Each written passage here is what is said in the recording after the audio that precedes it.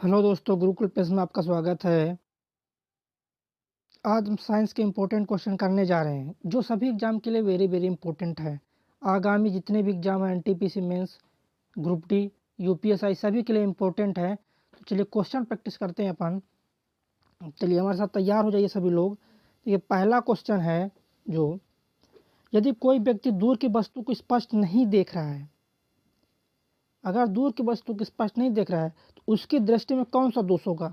तो दूर की वस्तु को स्पष्ट नहीं देख रहा है, निकट दृष्टि होगा। क्या होगा? निकट दृष्टि हो जाएगा उसको। देखिए, निकट दृष्टि को अगर वो करना है, दूर करना, तो क्या लगाएंगे? निकट दृष्टि को अगर दूर करना है तो अवतल लेंस का चश्मा लगाना होगा। अगला, निकट दृष्टि दोष से पीड़ित व्यक्ति को क्या? तो दूर की वस्तु दिखाई नहीं देती है। निकट दृष्टि दोष से जो पीड़ित व्यक्ति हैं उनको क्या होता है? दूर की वस्तु स्पष्ट दिखाई नहीं देती है। नेक्स्ट क्वेश्चन देखिएगा, निकट दृष्टि दोष से पीड़ित व्यक्ति के चश्मे में प्रयोग किया जाता है क्या? अवतल लेंस। अगर निकट दृष्टि दोष को अगर दूर करना है तो आप अवतल लेंस चश्मा का प्रयोग कर सकते हैं। चलिए ऊपर शेयर कर दीजिए सभी दोस्तों को, ताकि पढ़ने वाले सभी दोस्त आ जाएं। एक बार सभी लोग को शेयर कर दीजिए ताकि पढ़ने वाले सभी साथी हमारे आ जाएं। देखिए क्वेश्चन क्या है, दूर दृष्टि दोष से पीड़ित व्यक्ति को निकट की वस्तुएं दिखाई नहीं देती है। क्या नहीं दिखाई देती? निकट की वस्तु जो है दिखाई नहीं देती है। दूर दृष्टि दोष है मतलब दूर की वस्तु स्पष्ट देख रहे हो, निकट दृष्टि दोष है मतलब निकट की वस्तु देख रहे स्पष्ट। अगला, प्राथमिक रंग क्या है? तो वे रंग जो अन्य रंगों के मिश्रण से उत्पन्न नहीं किए जा सकते हैं, उसको हम बोलते हैं प्राथमिक रंग। जैसे लाल हरा नीला क्या है? प्राथमिक रंग है। तो यही तो क्वेश्चन पूछा है नेक्स्ट, है ना। तो नेक्स्ट क्वेश्चन क्या है, प्राथमिक रंग कौन से होते हैं? लाल हरा नीला, ये क्या है? तो लाल हरा नीला जो होते हैं दोस्तों, कौन से? लाल हरा नीला, ये क्या है? तो लाल हरा नीला जो होते हैं ये प्राथमिक रंग होते हैं। क्या होते हैं? प्राथमिक रंग होते हैं। नेक्स्ट, पेट अथवा शरीर के अन्य आंतरिक अंगों के अवशोषण के लिए प्रयुक्त तकनीक जो एंडोस्कोप होता है ना, जैसे पेट के अंदर का जांच करना है कि पेट में क्या गड़बड़ी है, नाक के अंदर की जांच करना है, कान के अंदर की जांच करना है, तो एक मशीन होता है जिसको बोलते हैं एंडोस्कोपी। ये एंडोस्कोपी किस सिद्धांत पर कार्य करता है? तो यह कार्य करता है पूर्ण आंतरिक परावर्तन की परिघटना पर। किस पर कार्य करता है? पूर्ण आंतरिक परिघटना पर कार्य करता है। नेक्स्ट क्वेश्चन देखिए, वेरी वेरी इंपॉर्टेंट क्वेश्चन है। पानी की टंकी ऊपर से देखने पर कम गहरी दिखाई देने का कारण? तो कम गहरी दिखाई देता है अगर हम टंकी को देखेंगे ऊपर से जिसमें पानी भरा है तो लगता है बहुत कम गहरी है। हम तालाब को देखेंगे, उसमें देखिए तालाब में अगर हम देखेंगे किनारे से तो लगता है तालाब कम गहरा है, लेकिन जब उसमें अंदर जाएंगे तो बहुत गहरा होता है, लेकिन हमको कम गहरा दिखाई देता है तालाब। तो किसके कारण होता है ये? अपवर्तन के कारण होता है। किस कारण होता है? अपवर्तन के कारण होता है। अगला, चटका हुआ कांच चटकीला प्रतीत होता है। किसके कारण? चमकीला है, ये चटकीला नहीं है, चमकीला है। तो चटका हुआ कांच जो होता है वो बहुत चमकीला प्रतीत होता है। किसके कारण होता है? तो ये होता है पूर्ण आंतरिक परावर्तन के कारण। किसके कारण? पूर्ण आंतरिक परावर्तन के कारण होता है। नेक्स्ट, मरीच का एक उदाहरण है प्रकाश के अपवर्तन और पूर्ण आंतरिक परावर्तन का। किसका? हाँ, प्रकाश के अपवर्तन और पूर्ण आंतरिक परावर्तन। होता क्या है, जैसे रेगिस्तान में, अब गर्मी के टाइम में आप रेगिस्तान में जाओगे तो जो बालू होते हैं ना, बालू में क्या होता है? रेत के बालू में होता है पूर्ण आंतरिक परावर्तन। जब रेत के बालू में पूर्ण आंतरिक परावर्तन होता है तो इतना चमकदार दिखाई देता है, वो पानी जैसा लगता है। ऐसा लगेगा रेगिस्तान में कि वहाँ पर पानी है। जब वहाँ पर जाओगे तो वहाँ पर कुछ नहीं मिलेगा। इसी को बोलते हैं मृग मरीचिका। क्या बोलते हैं? हाँ, इसी को बोलते हैं मरीचिका बोलते हैं। इंद्रधनुष में कितने रंग होते हैं? इंद्रधनुष में जो रंग होते हैं 7। कितने रंग होते हैं इंद्रधनुष में? 7 रंग होते हैं इंद्रधनुष में। नेक्स्ट क्वेश्चन देखिएगा। नेक्स्ट, हीरा क्या है? तो हीरा एक तत्व है। क्या हीरा? हीरा एक तत्व है। किसका? कार्बन का। चलिए अगला, जल एक यौगिक है क्योंकि? जल एक यौगिक है, क्यों यौगिक है जल? तो इसमें रासायनिक बंधों से जुड़े हुए 2 भिन्न तत्व होते हैं। क्या होते हैं? 2 भिन्न तत्व होते हैं। जल एक यौगिक है, क्यों है जल एक यौगिक? क्योंकि इसमें रासायनिक बंधों से जुड़े हुए 2 भिन्न तत्व होते हैं। नेक्स्ट क्वेश्चन देखिएगा, वेरी वेरी इंपॉर्टेंट क्वेश्चन। अगला, क्वेश्चन नंबर 14, दो या दो से अधिक शुद्ध पदार्थों को किसी भी अनुपात में मिला देने से मिश्रण बनेगा। किसी भी अनुपात में बनाओगे तो मिश्रण, लेकिन निश्चित अनुपात में अगर मिलाते हो तो दोस्तों, अगर आप निश्चित अनुपात में मिलाते हो तो यौगिक बनेगा। लेकिन कोई क्या हो, इसमें बोला है किसी भी अनुपात में मिलाओगे तो मिश्रण आ जाएगा। लेकिन अगर यही बोल देता निश्चित अनुपात में मिलाने पर, तो अब आप बताते यौगिक होता है। क्या होता है? यौगिक। नेक्स्ट देखिएगा, ऐसे तत्व जिनमें धातु अधातु दोनों के गुण पाए जाते हैं। धातु के भी गुण होगा, अधातु के गुण होगा, तो उसको बोलते हैं उपधातु। क्या बोलते हैं? उपधातु। इसी प्रकार से एक और क्वेश्चन आ जाता है जिसमें चालक भी है और कुचालक भी है। थोड़ा सा चालकता गुण है, थोड़ा सा कुचालक का गुण भी है। उसको क्या बोलते हैं? उसको बोलते हैं अर्धचालक। क्या बोलते हैं दोस्तों? उसको बोलते हैं अर्धचालक बोलते हैं। नेक्स्ट, विरंजक चूर्ण यौगिक होता है। क्या है? विरंजक चूर्ण यौगिक होता है। नेक्स्ट, बारूद क्या है? तो बारूद मिश्रण है। बता चुके हैं कई बार ये बता चुके हैं कि बारूद जो है, बारूद क्या है दोस्तों? तो बारूद क्या है? बारूद एक मिश्रण है। जितने भी क्वेश्चन हम बता रहे हैं ना, सब कहीं ना कहीं एग्जाम में आए हुए क्वेश्चन हैं और आने की संभावना है। इन क्वेश्चनों के आने की संभावना है। देखिए क्वेश्चन नंबर 18 क्या कहता है? वह वैज्ञानिक जिसमें परमाणु सिद्धांत की खोज की, जॉन डाल्टन। तो ये परमाणु सिद्धांत की जो खोज किया है जॉन डाल्टन ने किया। जॉन डाल्टन ने 1808 में, किसमें? 1808 में बताया था कि परमाणु अविभाज्य है, परमाणु को विभाजित नहीं किया जा सकता। क्या बताया जॉन डाल्टन ने? तो जॉन डाल्टन ने बताया था कि परमाणु अविभाज्य है, परमाणु को विभाजित नहीं किया जा सकता। लेकिन बाद में जब इलेक्ट्रॉन, प्रोटॉन, न्यूट्रॉन की खोज हुई, तब समझ में आया कि परमाणु को भी विभाजित कर सकते हैं। नेक्स्ट देखिए, परमाणु के नाभिक में कौन से कण हैं? तो प्रोटॉन और न्यूट्रॉन है। क्या है? परमाणु के नाभिक में प्रोटॉन और न्यूट्रॉन कण होते हैं। देखिए नेक्स्ट क्वेश्चन। नेक्स्ट क्वेश्चन क्या है? वेरी वेरी इंपॉर्टेंट है। जितने भी क्वेश्चन हैं सभी क्वेश्चन इंपॉर्टेंट हैं। देखिएगा अगला क्वेश्चन क्या है? क्वेश्चन नंबर 20, एक इलेक्ट्रॉन पर कितना आवेश होता है? ये तो सभी को पता होना चाहिए। इलेक्ट्रॉन पर होता है ऋण आवेश। क्या होता है इलेक्ट्रॉन पर? तो इलेक्ट्रॉन पर जो होता है ना, ऋण आवेश होता है इलेक्ट्रॉन पर। ये आपको समझिए। देखिए प्रोटॉन पर अगर पूछेगा तो प्रोटॉन पर क्या होता है? तो प्रोटॉन पर होता है धनावेश होता है। न्यूट्रॉन पर क्या होता है? न्यूट्रॉन आवेश रहित कण होता है। तो ये हो गया। चलिए अगला क्वेश्चन देखिएगा। देखिए नेक्स्ट क्वेश्चन, परमाणु विद्युतः क्या होते हैं? उदासीन होते हैं परमाणु। क्या होते हैं परमाणु उदासीन होते हैं। उदासीन क्यों होते हैं? क्योंकि जितना इलेक्ट्रॉन होता है परमाणु में उतना ही प्रोटॉन होता है। क्या? जितना इलेक्ट्रॉन होता है उतना ही प्रोटॉन होता है। किसमें? परमाणु में। नेक्स्ट, इलेक्ट्रॉन की खोज थॉमसन ने किया था। किसने की इलेक्ट्रॉन की खोज? जे थॉमसन ने किया था।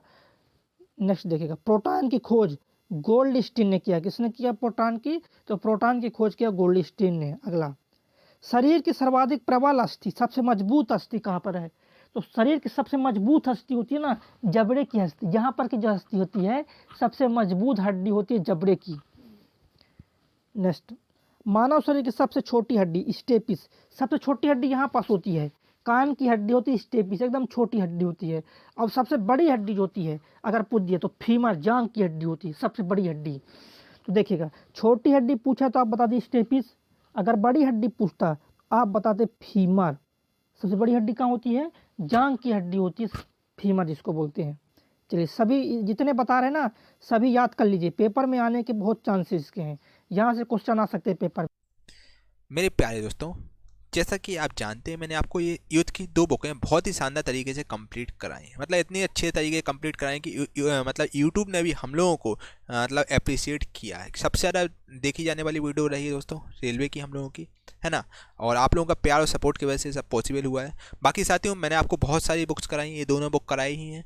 साथ में आपको स्पीडी का बुक कराया है और भी बहुत सारे प्रीवियस ईयर क्वेश्चन कराए हुए हैं दोस्तों।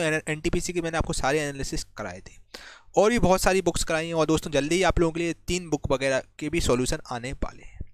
साथियों मैंने एक ई बुक लॉन्च की। बेसिकली यार आप सब बुक करोगे तो भाई पॉसिबल नहीं है, क्योंकि एग्जाम के लिए बहुत कम समय बचा है।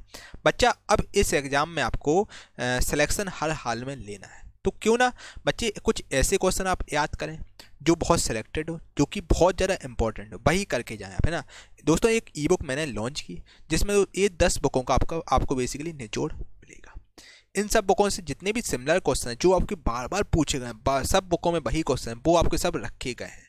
क्योंकि दोस्तों यार बुक इतनी मार्केट में आ रही है इस समय यार, ग्रुप डी की इतनी बुक है बच्चे कि आप बुक गिनते गिनते थक जाओगे, लेकिन आपकी कमी खत्म नहीं, काउंटिंग खत्म नहीं होगी, है ना। बोलते हैं ना भाई, बुक्स इतनी मार्केट में है ग्रुप डी की, भर भर की बुक्स है दोस्तों। अब हम गुरु हैं तो हम ही आपको बताएंगे बच्चे आपको कौन सी बुक पढ़नी, कौन कौन सी चीज़ें आपको करनी है। तो बच्चे एक हम लोगों ने आप लोगों के लिए एक जीके प्लस साइंस की, जिसमें आपको कंप्लीट बिल्कुल 45 नंबर का आपका पूरा जुगाड़ रहेगा, ठीक है। जीके प्लस साइंस की टॉप 2100 चैप्टर वाइज एमसीक्यू की ई बुक लॉन्च की है, पहले ही लॉन्च की थी।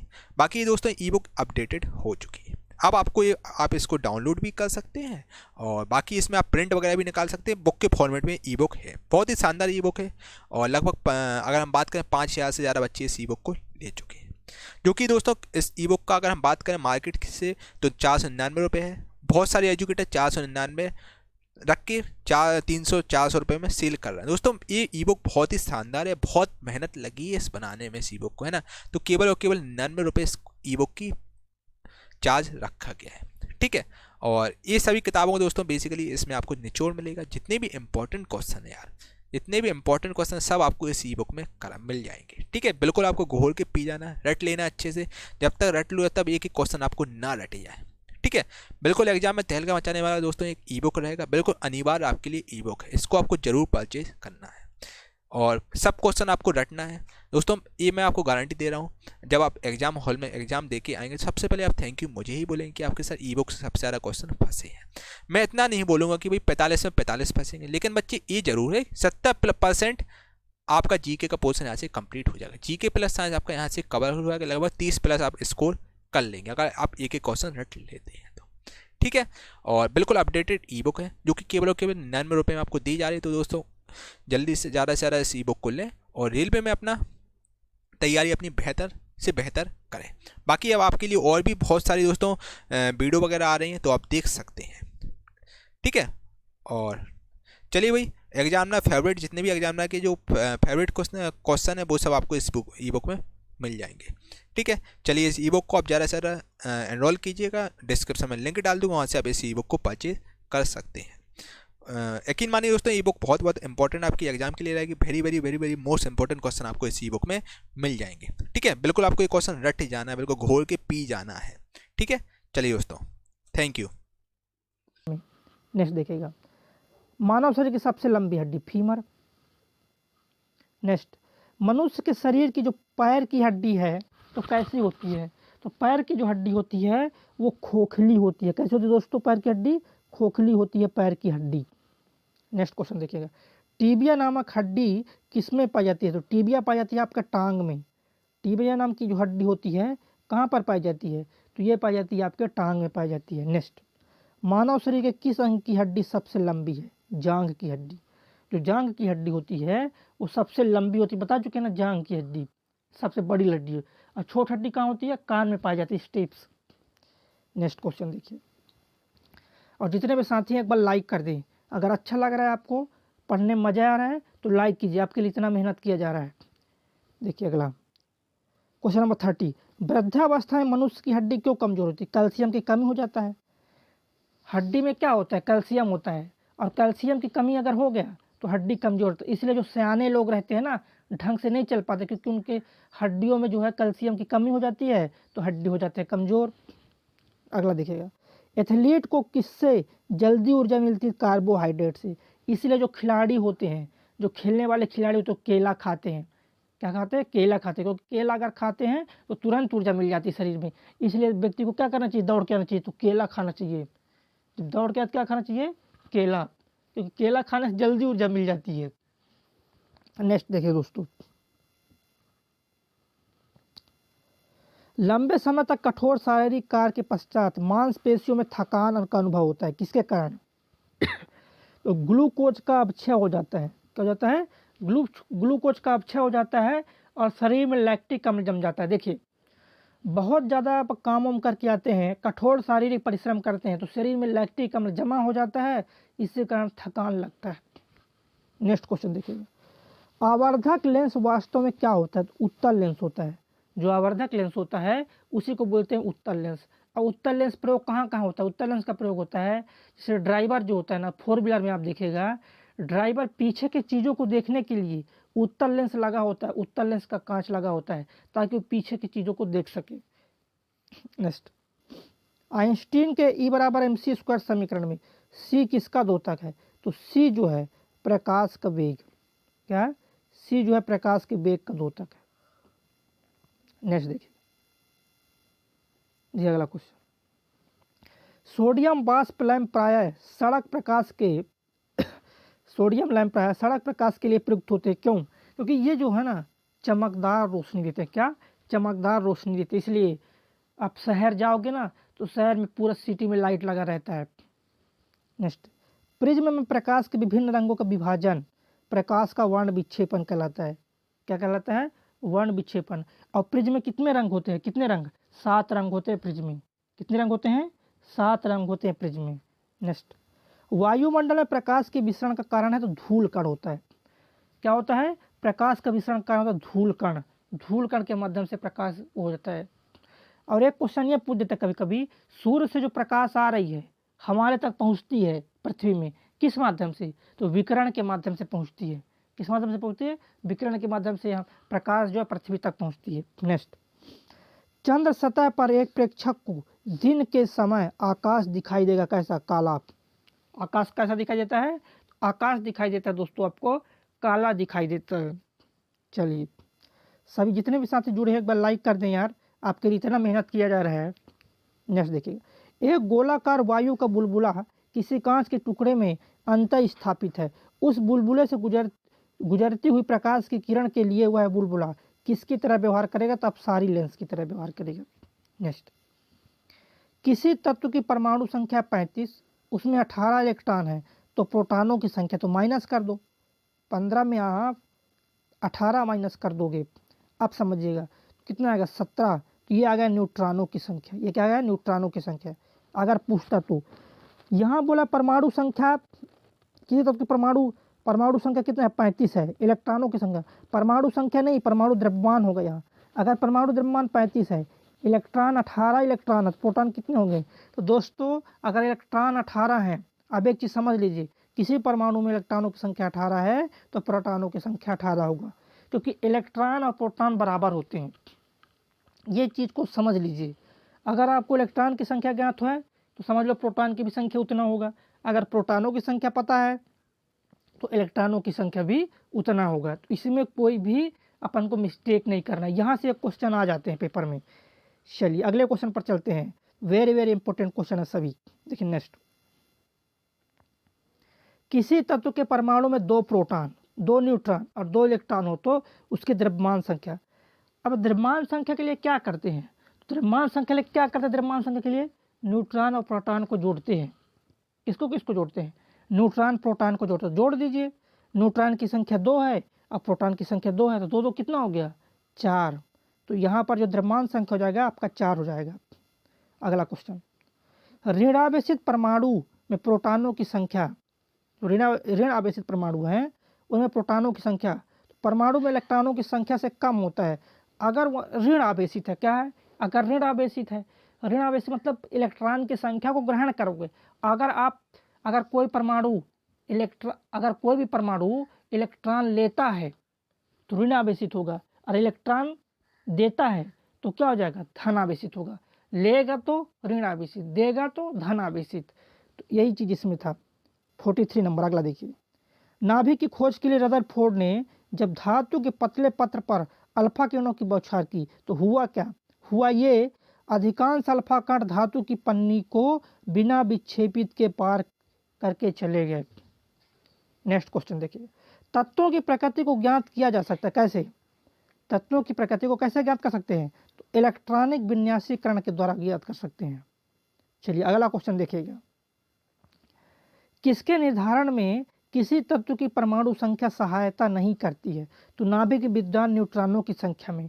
देखिए अगर परमाणु संख्या मतलब देखिएगा इलेक्ट्रॉनों की संख्या जितना है उतना प्रोटॉनों की संख्या होगा। अगर हमको परमाणु संख्या ज्ञात करना है, क्या ज्ञात करना है, परमाणु संख्या ज्ञात करना है, तो आप ये दिमाग में रखिएगा कि परमाणु में कितना प्रोटॉन है, जितना प्रोटॉन होगा उसका परमाणु संख्या उतना है। अगर किसी भी तत्व, जैसे देखिएगा आप किसी मान लीजिए हीलियम, हीलियम में प्रोटॉनों की संख्या कितना है, हीलियम में प्रोटॉनों की संख्या है 2, तो इसका परमाणु संख्या होता है 2। हाइड्रोजन में प्रोटॉनों की संख्या कितना, 1, तो परमाणु क्रमांक 1। तो ये है मतलब जितना भी जितना प्रोटॉन होगा परमाणु संख्या उतना कहलाएगा। बस देखिए अगला क्वेश्चन, रेडियो सक्रियता की खोज किस वैज्ञानिक ने सर्वप्रथम की, हेनरी बैकरवेल ने किया था। नेक्स्ट क्वेश्चन, रेडियो धर्मी पदार्थ उत्सर्जित करते हैं अल्फा कण, बीटा कण, गामा कण। तो दोस्तों रेडियो धर्मी पदार्थ उत्सर्जित करते हैं तो अल्फा कण, बीटा कण और गामा।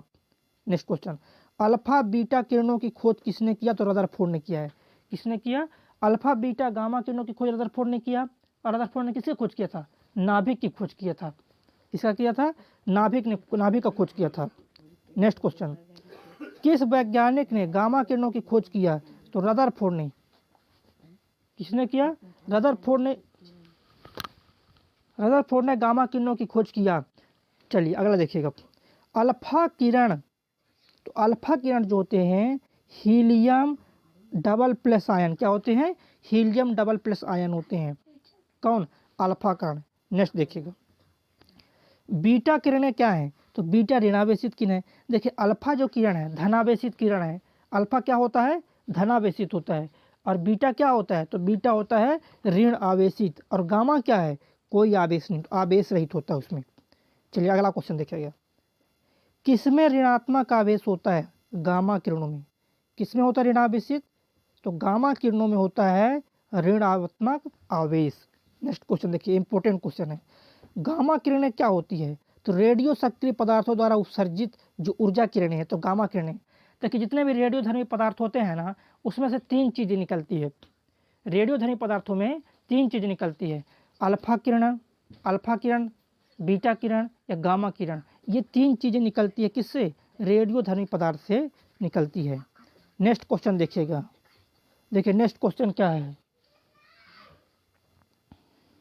नेक्स्ट क्वेश्चन, नाभिकीय विखंडन के दौरान श्रृंखला अभिक्रिया को नियंत्रित करने के लिए न्यूट्रॉनों को अवशोषण करने हेतु किसका प्रयोग करते हैं, तो बोरान की छड़। किसका प्रयोग करते हैं, बोरान की छड़ का प्रयोग करते हैं।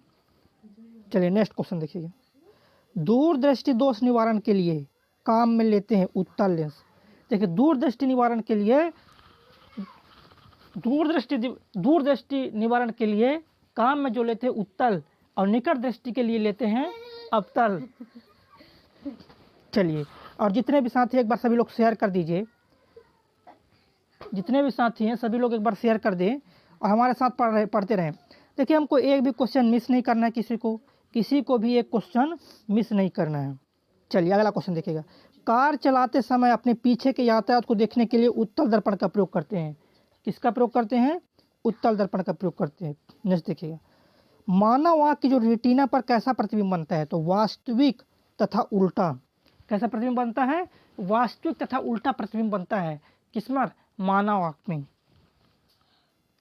चलिए अगला क्वेश्चन देखिएगा, और जितने भी क्वेश्चन करा रहे हैं सभी क्वेश्चन इंपॉर्टेंट हैं, आने वाले एग्जाम में ये क्वेश्चन आ सकते हैं, तो ध्यान से पढ़ते रहिए। नेक्स्ट, किसी व्यक्ति का पूरा प्रतिबिंब देखने के लिए एक समतल दर्पण की न्यूनतम ऊंचाई कितना होना चाहिए, तो व्यक्ति की ऊंचाई की आधी।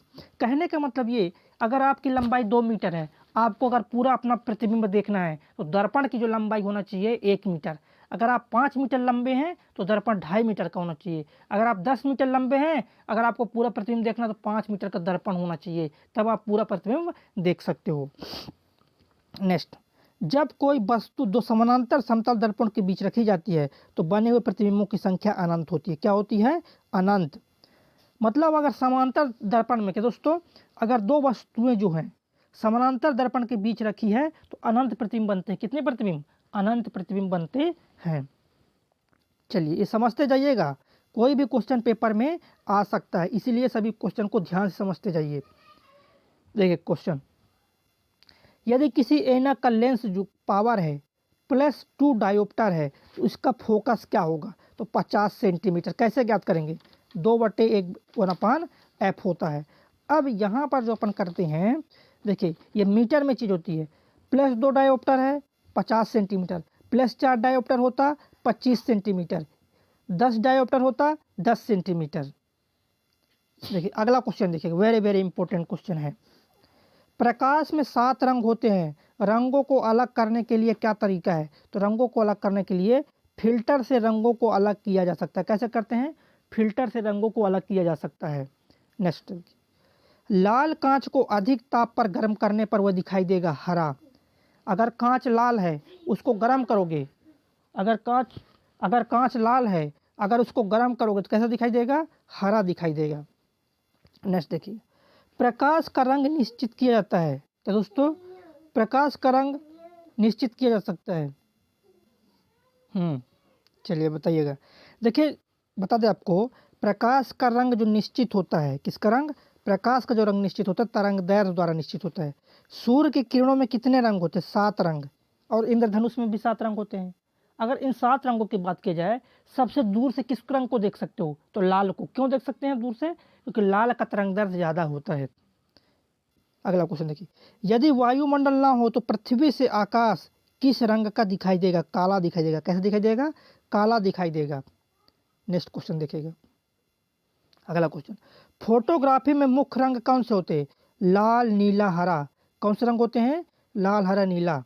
अगला क्वेश्चन, सबसे कम तरंगदैर्घ्य वाला प्रकाश बैगनी होता है। कौन सा होता है सबसे कम तरंगदैर्घ्य वाला? सबसे कम तरंगदैर्घ्य वाला होता है बैगनी। नेक्स्ट, शहद का प्रमुख घटक फ्रक्टोज है। क्या है शहद का? तो शहद का प्रमुख घटक जो है फ्रक्टोज होता है। चलिए अगला क्वेश्चन देखिए, जितने भी क्वेश्चन करा रहे हैं ना, सभी जो क्वेश्चन है कहीं ना कहीं आए हुए भी हैं और ये आने के चांसेस बहुत ज़्यादा बनते हैं। इन क्वेश्चनों का ये सीरीज चल रहा है, तो आंसर करते रहें। देखिए अगला क्वेश्चन, कौन सी शर्करा तत्काल ऊर्जा प्रदान करती है? ग्लूकोज। जैसे किसी को बीमारी हो जाती है, कमजोरी आता शरीर में, तो डॉक्टर कौन सा लिखता है? ग्लूकोज का बाटल देते हैं ताकि ग्लूकोज पियो, शरीर मजबूत हो जाए। नेक्स्ट देखिएगा, शहद में मुख्यतः क्या होते हैं? कार्बोहाइड्रेट होते हैं। क्या होते हैं शहद में? तो शहद में मुख्यतः होते हैं कार्बोहाइड्रेट। सर्वाधिक ऊर्जा प्रदान करता है कार्बोहाइड्रेट। तो दोस्तों सर्वाधिक ऊर्जा प्रदान करता है कार्बोहाइड्रेट प्रदान करता है। नेक्स्ट देखिएगा, मानव शरीर में कार्बोहाइड्रेट पुनः संग्रह होता है ग्लाइकोजन के रूप में। किस रूप में संग्रहित होता है? ग्लाइकोजन के रूप में। अगला, शाकाहारी अधिकतम प्रोटीन खाते हैं दालों से। सबसे ज़्यादा प्रोटीन किससे मिलता है? ऊर्जा किससे मिलता है? दाल से। इसलिए दाल खाना चाहिए। आप सब्जी खा रहे हो अच्छी बात है, लेकिन दाल बहुत ज़रूरी है। नेक्स्ट, प्रोटीन का सर्वप्रथम स्रोत सोयाबीन। सबसे ज़्यादा प्रोटीन किस में मिलता है? तो सोयाबीन में मिलता है। ये पेपर में आ सकता है, तो याद रखिए इसको। नेक्स्ट, मानव में वसा जमा होती है कहाँ पर? वसा ऊतक में जमा होती है। कहाँ पर होती है? वसा ऊतक में जमा होती है। चलिए अगला क्वेश्चन देखिए, ऊंट बिना पानी के कुछ दिनों तक मरुस्थल में रहता है, ऐसा क्यों कर सकता है? क्योंकि जो ऊंट होता है ना, अपने कुबड़ में जमा कर लेता है पानी।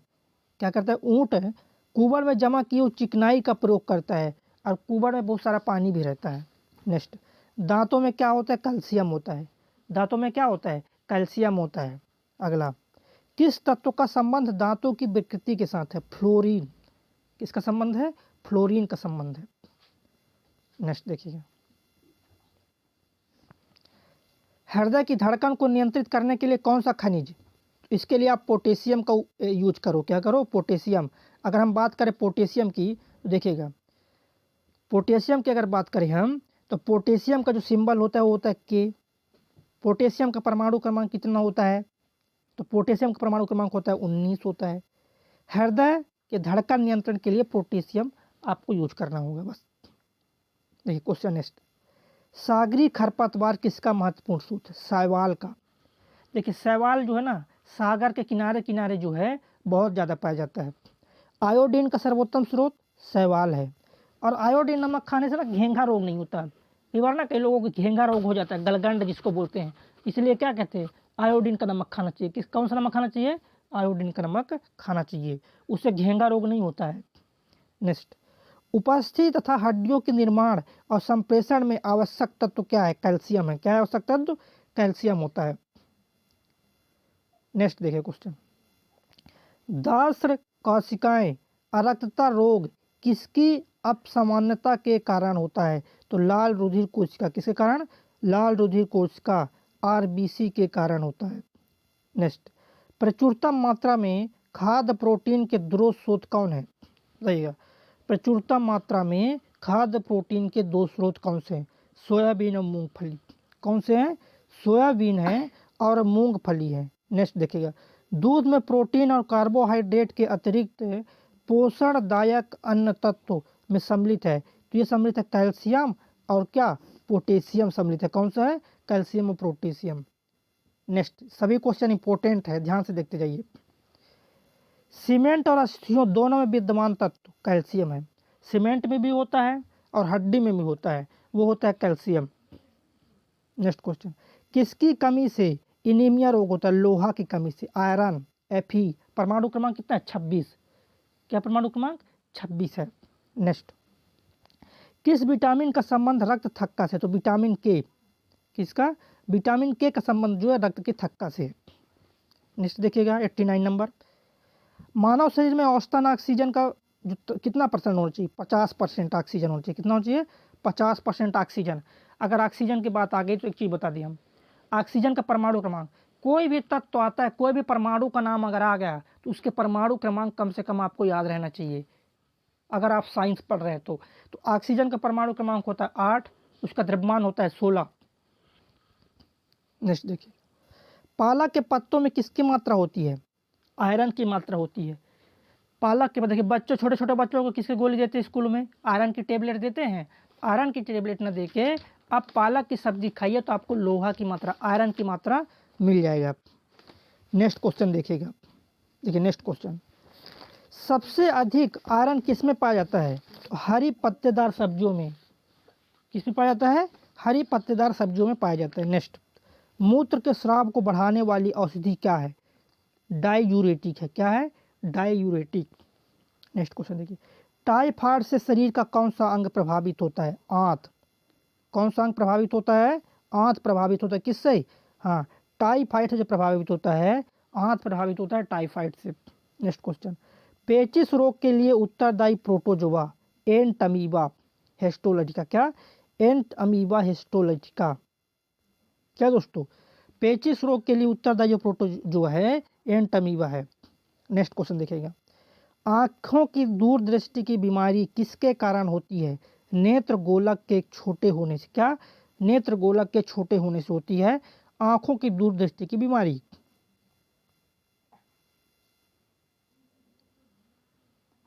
नेक्स्ट क्वेश्चन देखिए, हैजा का क्या कारण है? जीवाणु। जो हैजा रोग होता है ना, जीवाणु के कारण होता है, बैक्टीरिया के कारण होता है हैजा रोग। नेक्स्ट, किसके जांचने के लिए इल्सा टेस्ट किया जाता है?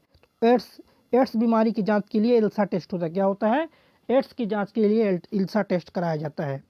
अगला क्वेश्चन वेरी वेरी इंपॉर्टेंट है, एवियन इन्फ्लुएंजा किस विषाणु के कारण होता है? तो H5N1, इसका रेडियो में प्रचार होता है ना, H5N1। नेक्स्ट देखिए, किसकी कमी से दंत क्षय रोग होता है? दंत क्षय मतलब जानते हो? दांत झड़ जाते हैं। दांत क्या हो जाते हैं? दांत सड़ सड़ के झड़ जाते हैं। किसके कमी के कारण? फ्लोरीन की कमी के कारण। किस कमी के कारण? फ्लोरीन की कमी के कारण होता है ये। चलिए अगला क्वेश्चन देखिएगा, बेरियम मील का उपयोग किया जाता है आहार नली की एक्सरे के लिए। किसके लिए? आहार नली की एक्सरे के लिए किसका प्रयोग करते हैं? तो बेरियम मील। जो बेरियम छड़ होता है ना, जो बेरियम की छड़ होती है, आहार नली की जांच के लिए इसका प्रयोग करते हैं कि आपका आहार, जैसे क्या होता है कभी कभी खाना नहीं पचता पेट में, उसकी जांच के लिए करते हैं। चलिए, तो शेयर कीजिएगा सभी दोस्तों को, जितने भी आपके पढ़ने वाले साथी हैं सभी को वीडियो शेयर कर दीजिए। अगर मज़ा आ गया हो पढ़ने में तो लाइक कर दें, और चैनल में पहली बार आए, हमारे चैनल में पहली बार आए हैं तो चैनल को सब्सक्राइब कर लीजिए, ताकि इसी प्रकार से अच्छे अच्छे वीडियो का जो मैसेज है ना, नोटिफिकेशन है, वो आपको मिलता रहे। चलिए शेयर कीजिएगा। जय हिंद।